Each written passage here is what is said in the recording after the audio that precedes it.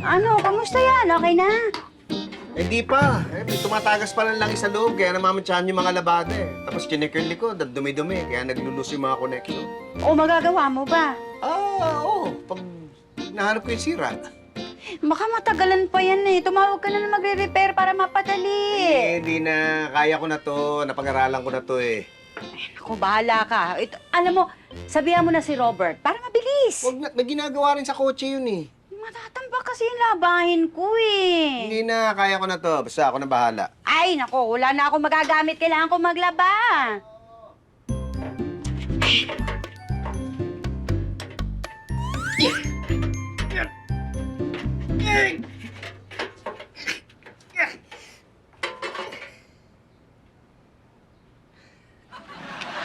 Oo na, tawagin ko na si Robert.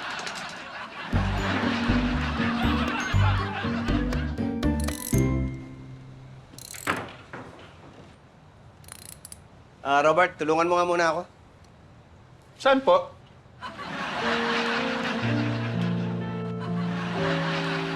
Bali na. Oy, Be. Sabado na. Sabi mo sa akin, Sabado mo ilalabas yung mga lumang gamit tsaka yung basura doon sa kusina. Sabado na. At nakahiga ka pa rin dyan. Be, pwede ba sa susunod ng linggo na lang? Ang sakit ng likod ko eh. Bakit? Anong nangyari sa'yo? Hindi ko alam, basta pagising ko, sumakit na lang, tapos pati tiyan ko masakit na rin eh. Baka ano yan, yung sa biyahe nyo kahapon. Nangawit ka siguro magmaneho. Baka nga. Aray, aray, aray. Teka, wag ka muna gumalaw. Aray.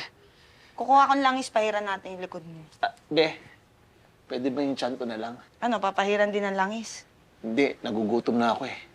Kakain ako. Sige. Be, pwede bang subuan mo na rin ako? Grabe na, masusubuan pa. Yung ba kaya kumain mag-isa? Masakit nga eh. Kasi, sige, di bale. Aray, aray, Ay, aray, nako. aray, aray, aray. Sige na, tumigil ka na. Aray. Tumigil ka, humiga ka muna dito. Aray. Susubuan na kita, sige na. Okay na. Pits. Ay! Hindi ako dito. Hindi, ano, hiram lang ako ng lumang video game. Meron ka ba? Meron. Bakit? Eh, nakahiram ako ng lumang console eh. Gusto kong laruin yung mga nilalaro natin nun. Eh, pero nga. Oh, sige. Kailangan mo na ngayon. Kunin mo na. Meron ka ba nung kalaga? Meron, meron. Oh. Yun, classic yun. Oo, Sige, classic pero- pa. Sige. Sir, good morning po. Oy. Oh, ba't nandito ka? Hindi, may iniram lang ako kay Pits. Eh, di ba masakit ang likod mo? Eh, hindi, okay na ako eh. Hindi, kanina lang. Masakit ang likod mo, di ka makagalaw eh. Sinusubuan pa kita ng pagkain. Eh, hindi ko nga alam, pero ngayon okay na ako. Teka, ano ba nangyari? Eh, ito po kasi, sir, kanina pagkagising niya, hindi makabangon, masakit daw ang likod niya. Oh. So, lumabas lang ako ng bahay sandali. Pagbalik ko, wala na. Eh, buti pala, pumunta ako dito. Hindi, may inihiram nga ako dito. Teka, kung masakit yung likod mo kanina, ha, baka kailangan pa-check up mo na yan. Baka naman nagdadahilan ka lang. Kung nilalaglag mo pa ako, ba't ako magdadahilan? Yun nga din iisip ko, sir, eh, baka nagdadahilan lang tong kalabaw na to eh. Hindi, talaga. Kanina hindi ako okay, tapos naging okay ako. Pits, kunin mo na nga yung inihiram ko sa'yo. Ano nga yan? Yung yung classic, yung galaga. Yung klase. Oo. Teka, sige. Ano ba sadya mo dito? Ah, sir, ano po, may sinend po kasi ako sa inyong email. Hindi ko po alam kung na-receive ninyo. Eh, hindi po ako makapag-text to confirm. Di okay. Nakita ko na. Nabasa ko na. Thank you, thank you. Ikaw naman, gusto mo pala mag-text. Saan ginamit mo yung cellphone ko? Eh, di ba wala ako nga sa bahay? Oh. Sige po, sir, uwi na po ako. Tara na, uwi na tayo. Ay, sandali, may inihiram ako kay Pits eh. Sumunod ka na, ha? Ako pinagod mo na ako kanina pag-aasikaso sa'yo. Pag na-confirm ko na nagdadahilan ka lang makikita mo. Yun ang classic. Ano? Wala! Uy, namatay pala yung uncle ni Roda, yung suki kong customer. Talaga? Ilang taon na ba yun? May edad na rin yun, di ba? Oo, pero close siya ron eh. Yun ang nag-alaga sa kanya nung maliit siya. Punta tayo, ha? Teka, kailan yan? Di ba meron tayong pupuntahan, kasal, yung customer mo din. Oh, yung kasalan sa Makalawa pa yon. Yung burol pwedeng sa Sabado. Pero importante makapunta tayo sa pareho. Nakakahiya. Kasama po ba kami dyan, Nay? Hindi na kayo nag-i-enjoy sa mga kasal-kasal. Hindi po ba nakakalito yun? Magbibigay kayo ng regalo sa namatay, tapos makikiramay kayo sa ikakasal? Hindi. May isip naman namin yun, ano? Tsaka, ang saklat na no, ma'am. Kakasal na lang namatay pa. Ay, hindi naman yung ikakasal lang namatay. Oh, nalito ka na. Hindi ikakasal yung namatay. Yung patay ang ikakasal sa buhay. Alam mo, pag itong mga sineryoso mo, madadali buhay mo.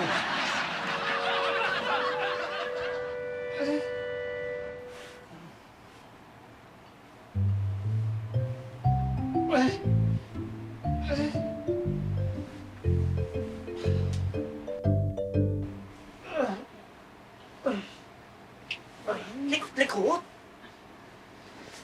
Hindi, sakit na tagiliran ko eh. Sakit na naman. Hindi masakit nga, hindi ako maarte, be. Ang sakit talaga eh.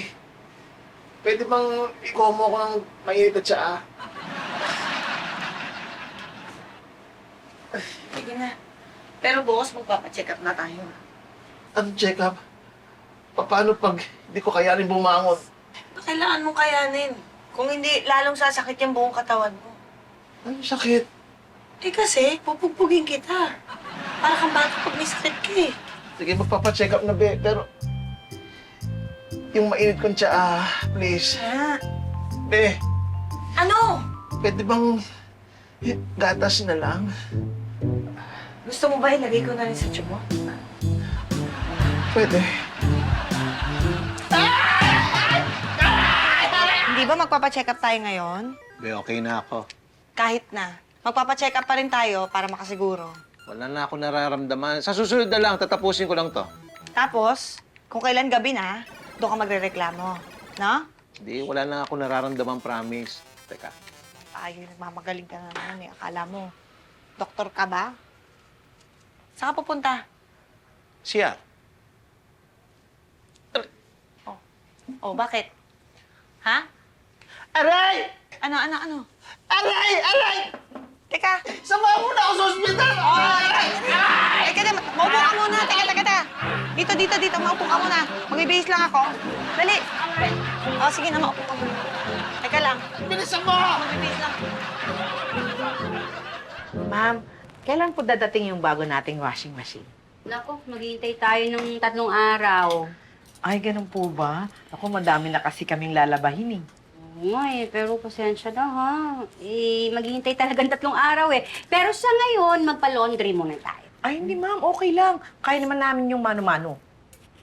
Oh, Oh. talaga ba okay lang? Ma'am, magaling kaming magkusot. How much ha? Oh, hello. Ano balita? Pitch, pupunta daw kami ng ospital eh.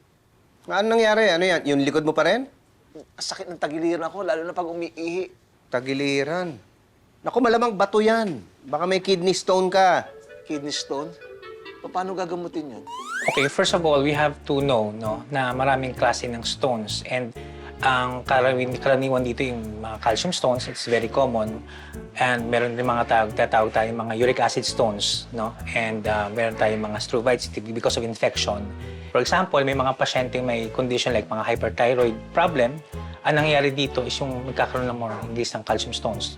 At the same time, mga pasyente na merong severe dehydration can also contribute para mag-develop ng kidney stones.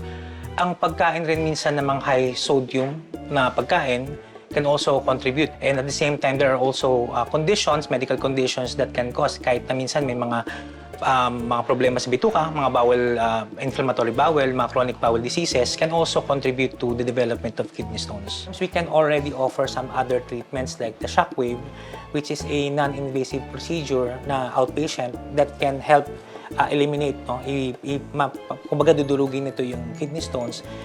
And the stones na nadurog can be passed out through the urine. Pasasabugin parang galaga? Oh, ayun, parang ganun. Naku, mukhang masakit yun ah. Hindi ko alam. Hindi ko pa nasusubukan yun eh. Di bali, titiisin ko na lang. O sige na. Be? Si Sir Pepito ba yun? Oo. Ano sabi? Sabi niya pag walang nararamdaman, wag na ipa-check up. Sigurado ka? Oh, yan ang sabi niya. Maliwanag siya. Ay, pupunta man ako sa kwarto.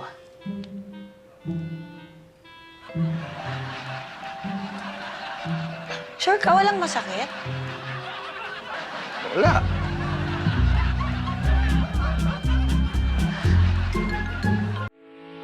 Getting all your Kapuso shows has never been this affordable. Subscribe to the GMA Pinoy Pack on YouTube TV for only $14.99 a month.